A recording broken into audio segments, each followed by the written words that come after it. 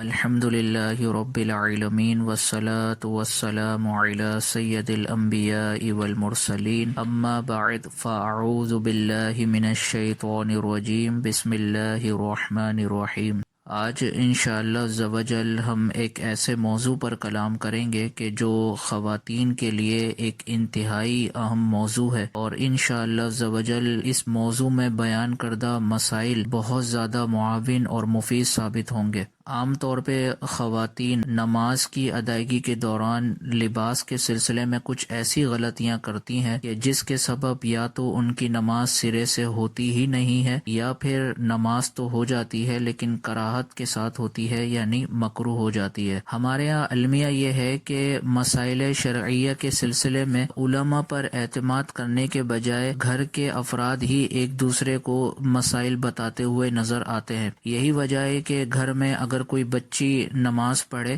تو وہ اپنی والدہ کو نماز پڑھتے ہوئے جس انداز میں دیکھتی ہے، وہ یہی سمجھتی ہے کہ میری ماں جس انداز میں نماز پڑھ رہی ہے یہی درست نماز ہوگی، اور پھر ہوتا یہ ہے کہ والدہ نے چونکہ علم نہیں سیکھا ہوا ہوتا اور کثیر غلطیاں کر رہی ہوتی ہیں، تو یہی غلطیاں وہ اپنی آگے اولاد میں منتقل کر دیتی ہیں، جس کا نتیجہ نمازوں کے نہ ہونے کی صورت میں نکلتا ہے۔ تو اس لیکچر کو بغور سنا جائے اور اس لیکچر کو سن کر اپنی نمازوں کا محاسبہ کیا جائے کہ کہیں ایسا تو نہیں ہے کہ سابقہ نمازیں جتنی بھی ہم نے ادا کی ہیں اس میں اس طرح کی کوئی غلطی ہم سے ہوئی ہو۔ اگر اس طرح کی کوئی غلطی آپ نے کی ہو تو اس پر توبہ بھی لازم ہے اور ان نمازوں کی دوبارہ ادائیگی کرنا بھی لازم ہے۔ تو لباس کے سلسلے میں خواتین چونکہ بہت زیادہ غلطیاں کرتی ہیں کہ کس طرح کا لباس نماز کے دوران استعمال کرنا چاہیے، اور وہ کون کون سی احتیاطیں ہیں کہ نماز میں لباس کے سلسلے میں کرنی چاہیے۔ تو آج انشاءاللہ عز و جل اس لیکچر میں ہم کچھ ضروری مسائل بیان کریں گے۔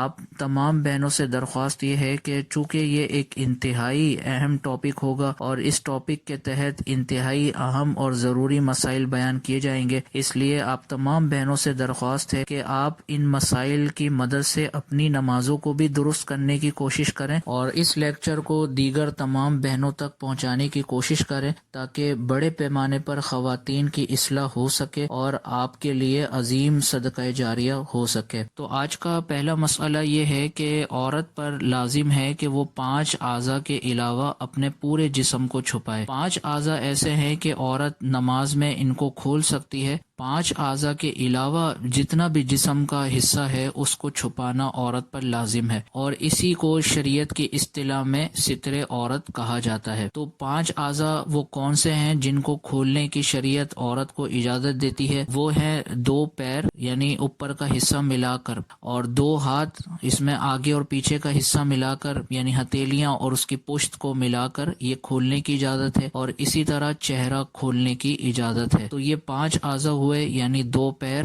2 ہاتھ اور 1 چہرہ۔ یہ 5 اعضاء عورت نماز کے دوران کھول سکتی ہے۔ اس کے علاوہ باقی جتنا بھی جسم ہے وہ ستر عورت کی شرط میں شامل ہے، اور ستر عورت کا مطلب یہ ہے کہ عورت پر 5 اعضاء کے علاوہ پورے جسم کو چھپانا یہ فرض ہے۔ اب سب سے پہلی غلطی جو خواتین کرتی ہیں وہ دوپٹہ باندھنے کے انداز کے سلسلے میں ہوتی ہے کہ خواتین دوپٹہ کچھ اس طرح باندھتی ہیں کہ جس سے ان کے بال نظر آ رہے ہوتے ہیں، یا تو وہ بال پیشانی کی طرف سے نظر آتے ہیں یا وہ کمر کی طرف سے لٹکے ہوئے بالوں کی صورت میں نظر آتے ہیں۔ تو خواتین جب نماز شروع کرنے لگیں تو نماز شروع کرنے سے پہلے اچھی طرح احتیاط کر لیں کہ پیشانی کی طرف سے بالوں کا کوئی حصہ نظر نہیں آنا چاہیے، اور اسی طرح دوپٹہ اتنا چھوٹا نہ ہو کہ لپیٹنے کے بعد کمر کی طرف سے بالوں کا کچھ حصہ ظاہر ہونا شروع ہو جائے۔ یاد رکھیں عورت کے سر کے بال تمام کے تمام ستر عورت میں داخل ہیں، یعنی نماز کے دوران اگر یہ ظاہر ہو جاتے ہیں تو اس صورت میں عورت کی نماز نہیں ہوگی۔ تو اب وہ پیشانی کی طرف سے بھی بعض اوقات دوپٹہ باندھتے ہوئے کچھ بال نظر آ رہے ہوتے ہیں اور خواتین اسی حالت میں نماز کو شروع کر دیتی ہیں، اور اسی طرح کمر کی طرف سے بھی بال نظر آ رہے ہوتے ہیں، اور چونکہ کمر کی طرف نظر نہیں پڑ رہی ہوتی اس وجہ سے یہ اندازہ نہیں ہو پاتا کہ دوپٹہ باندھنے کے بعد کمر کی طرف سے بال نظر آ رہے ہیں۔ اس لیے احتیاط یہ کی جائے کہ نماز شروع کرنے سے پہلے جب نماز کے لیے دوپٹے کو باندھا جائے تو کوئی شیشہ وغیرہ اگر گھر پر ہو تو اس کے سامنے دوپٹے کو باندھا جائے، تو اس سے آسانی یہ ہوگی کہ پیشانی کے بال بھی اگر کچھ ظاہر ہو رہے ہوں گے تو وہ نظر آ جائیں گے، اور اسی طرح کمر کی طرف سے بھی بال اگر نظر آ رہے ہوں گے تو ان کا بھی علم ہو جائے گا۔ تو اس لیے دوپٹہ باندھتے وقت بہت زیادہ احتیاط کی جائے، اور بہت بہتر ہوگا کہ دوپٹہ بڑے سائز میں رکھا جائے تاکہ بالوں کے نظر آنے کا مسئلہ ہی پیدا نہ ہو۔ دوسرا یہ کہ دوپٹہ باندھتے وقت اس چیز کا بھی خیال رکھا جائے کہ ٹھوڑی کے نیچے، یعنی جہاں پر ہڈی ختم ہوتی ہے ٹھوڑی کی اور نرم حصہ شروع ہوتا ہے، اسی کے پاس دوپٹے کے نچلے حصے کو باندھنا لازم ہے۔ اتنا پیچھے کر کے دوپٹے کو نہ باندھا جائے کہ تھوڑی کے بعد جو نرم حصہ ہے وہ نظر آ رہا ہو۔ خواتین اس سلسلے میں بھی بہت زیادہ کوتاہیاں کرتی ہیں اور گلے کی طرف سے دوپٹے کو باندھتی ہیں، یہاں تک کہ تھوڑی کا جو نرم حصہ ہے وہ تمام کا تمام نظر آ رہا ہوتا ہے، تو یہ ستر میں داخل ہے، اس لیے اگر یہ حصہ ظاہر ہو رہا ہوگا تو نماز نہیں ہوگی۔ اور اسی طریقے سے دوپٹہ باندھتے وقت کانوں کی طرف سے بھی تھوڑا خیال رکھا جائے کہ کانوں میں بھی اگر بہت پیچھے کی طرف سے دوپٹے کو باندھا تو بعض اوقات کلموں کی طرف سے جو بال ہیں وہ نظر آ رہے ہوتے ہیں، تو اس انداز میں دوپٹے کو باندھا جائے کہ جو قلموں کی طرف بال ہیں وہ بھی نظر نہ آئے۔ تو خلاصہ کلام یہ ہوا کہ دوپٹہ باندھنے کا انداز اس طریقے سے ہونا چاہیے کہ نہ پیشانی کے بال نظر آئیں، نہ کمر کی طرف سے لٹکے ہوئے بال نظر آئیں، اور اسی طرح ٹھوڑی کے بالکل نیچے دوپٹہ باندھا جائے، اور اسی طرح کان کے پاس دوپٹہ اس انداز میں باندھا جائے کہ قلموں کی طرف سے بال نظر نہ آئے۔ اس کے بعد دوپٹے سے متعلق ایک مسئلہ اور سماعت کیجئے کہ بعض اوقات دوپٹہ اتنا ہلکا ہوتا ہے کہ اوڑھنے کے بعد بالوں کا رنگ اس دوپٹے سے صاف ظاہر ہو رہا ہوتا ہے، تو اگر کسی بہن نے اتنا ہلکا دوپٹہ دوران نماز استعمال کیا کہ بالوں کی رنگت اس میں سے ظاہر ہو رہی ہے تو یاد رکھیں اس طرح نماز نہیں ہوگی۔ تو اس لیے دوپٹہ اتنا موٹا ہونا چاہیے کہ اس کو اوڑھنے کے بعد بالوں کی رنگت بالکل بھی ظاہر نہ ہو۔ اگر جالی کا دوپٹہ یا جارجٹ کا دوپٹہ وغیرہ باندھا کہ جس میں بالوں کی رنگت